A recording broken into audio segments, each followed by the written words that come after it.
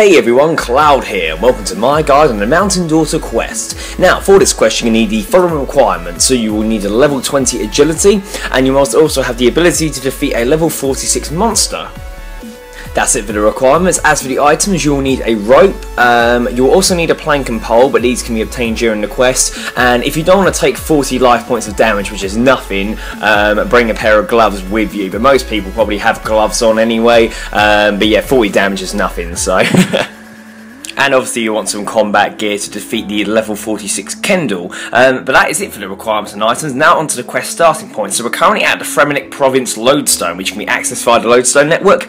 If you don't have this one unlocked and wish to unlock all the others, I have a guide on completing the Lodestone network, which can be found in the description below. And it's worth having when completing quests just to speed up travelling, etc. So from here we're going to head to the mountain camp, which can be located just east of where we are now and just north of the nearby musician. When you arrive, as you attempt to climb over the rock slide, the guard says you are not welcome and does not allow you to pass. So if you go slightly north, you can climb the cliffside using the rope in your inventory. You want to follow the path into the village and enter the longhouse to the east and speak to Armour the chieftain in order to begin the quest.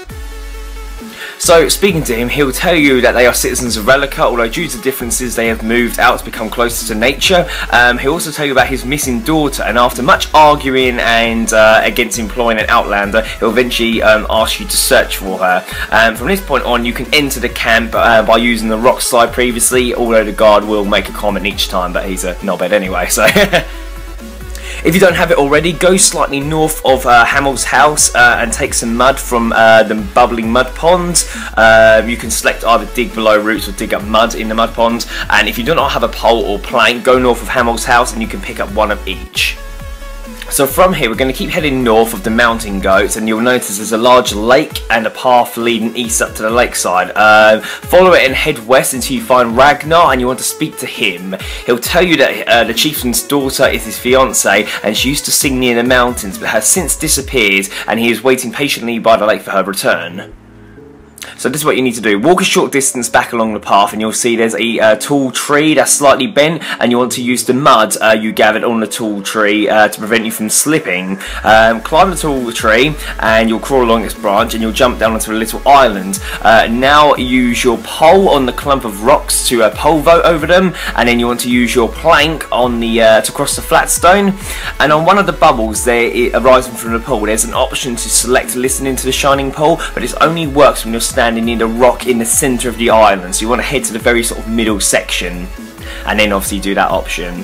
When you do that, you'll hear a voice of the spirit of the chieftain's daughter who is dead, and she asks you to make peace between her tribe and Relica and to also find a new food source for the camp. Obviously agree to help her, and then you want to return to the shore using the same way you got over here in the first place with the plank and the pole, etc. So, you want to return to the mountain camp and talk to Armour the chieftain and ask about the people of Relica, and he'll tell you that he sent a villager named Sviddy to initiate a simple trade route, but he hasn't yet returned. So what you want to do is head obviously to the rock slide and climb over that to get access back into the Relica province area, and you want to go into the woods and locate Sviddy. Now, he walks around quite a wide area, so you may have to run around a few times to see him, but he's just this normal looking bloke wearing clothes. You should eventually see him. When you do find him, go talk to him and he'll tell you he's afraid of the Fremennik in Relica and thinks they might kill him. Offer to help him enter Relica and he'll agree if you can secure a promise from the chieftain that he'll be safe. So we want to go to Relica now, which is obviously directly west of the Fremennik Lodestone. Once you arrive in Relica, you want to head into the long hall and speak to Brunt the chieftain.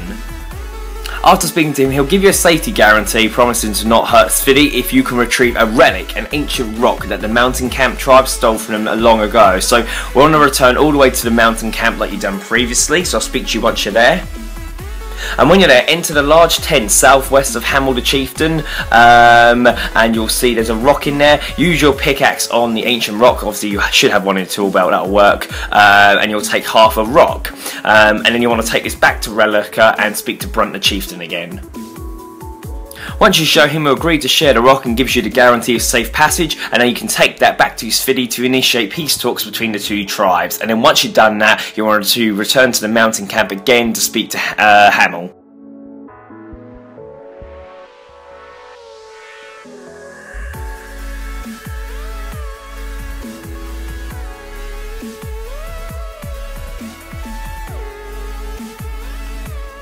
Speak to Hamill about the food source, and he'll tell you to go speak to Jockle, who is in the tent just north of Hamill looking after his goats. So obviously go around and speak to him, and he thinks the members of the mountain camp could survive if the seed of a white pearl fruit is planted in the area. So what we need to do now is travel to White Wolf Mountain.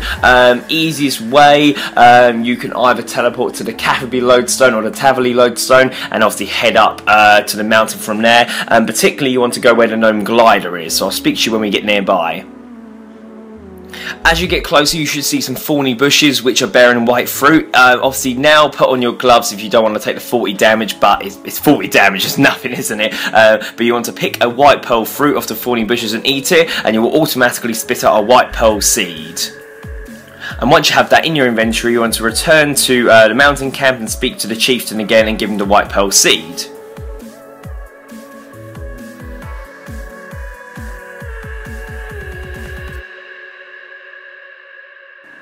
So once you've done these two tasks, you want to return to the centre of the lake again and listen to the shining pole, so like you've done previously using the tree and the plank and pole, etc. Once you get to the centre and listen to the pole again, the daughter will ask you to convince her father that she's really dead and she was attacked by a creature and dragged off nearby to the north where she was killed. So obviously get back on the outskirts of the island again, and you want to head to the north side of the pole, and then you want to follow the path east to get to a cave blocked by dead trees, and chop down the ones that block your path to get into the cave entrance. As you enter the cave and make your way down, you'll find the Kendall, and you will also see numerous corpses near a central pillar. Talk to the Kendall, and when it asks who you are, says it's just me, no one special, and the Kendall tell you that it's the god of the northern lands. Say that he actually looks like a man in a bear suit, to which he finally admits, and after you blow his cover, he also confesses to killing the mountain daughter more than 10 years ago, although it was an accident. Humbly requests her remains, to which she refuses, as he cannot allow anyone to know his true identity. So, you now threaten to kill him and then attack you. Now obviously he's a level 46 combat, that's really not that challenging. However, if you do happen to have trouble with him and you do have access to it, use the Protect from Melee Prayer, which will help. And if you are using range or mage, you can find a safe spot around the skeletons to attack him. But once he dies, a bear head mask will appear in your inventory, and you also want to take the corpse of the woman, and then you want to return to Hamill the chieftain with the daughter's corpse. So once you return to Hamill and show him the daughter's body, he asks you to give her a proper burial by building a cairn on top of her grave, symbolising the longboats used to cross the seas. And you need to do this in the centre of the island where you was hearing her spirit. He'll also tell you to use some of her possessions, which Ragnar may be able to help you with. So first you want to do is gather 5 muddy rocks from around the camp. They respawn quite quickly, so you can just stand on one spot until you have all 5. And then obviously follow the path back up to Ragnar and speak to him, and he'll give you her necklace, which he intended to give her as a gift. So like you did before, climb up the tall tree, pole vault across the clump of rocks and use the plank on the flat stones, and then you want to bury the corpse there, and your character will immediately go to the designated burial section, and then you want to use your 5 muddy rocks on the burial mound to create her burial cairn. And once you've done that, it will come up with congratulations, you completed the Mountain Daughter quest. You're awarded 2 quest points, 2,000 prayer experience, 1,000 attack experience, a bearhead mask, access to the mountain camp, 2 treasure hunter keys, and 2 hearts of ice. So yeah, not really a hard quest to be honest, a little bit long-winded going back and forth across the lake, but really not that difficult. It shouldn't take you too long to do. The rewards from this aren't exactly brilliant, but extra experience is always a bonus, and I know obviously this quest is required to do some sequel quests as well, so it will be on your list to do, I'm sure, at some point. I don't think you'll get any problems following this guide. However, if you do get stuck, leave a comment in the comment section below and I'll help you out as best I can. If not, thank you for watching. Please make sure you like, favourite, comment, subscribe, and don't forget to share with your friends. Cheers guys, bye bye.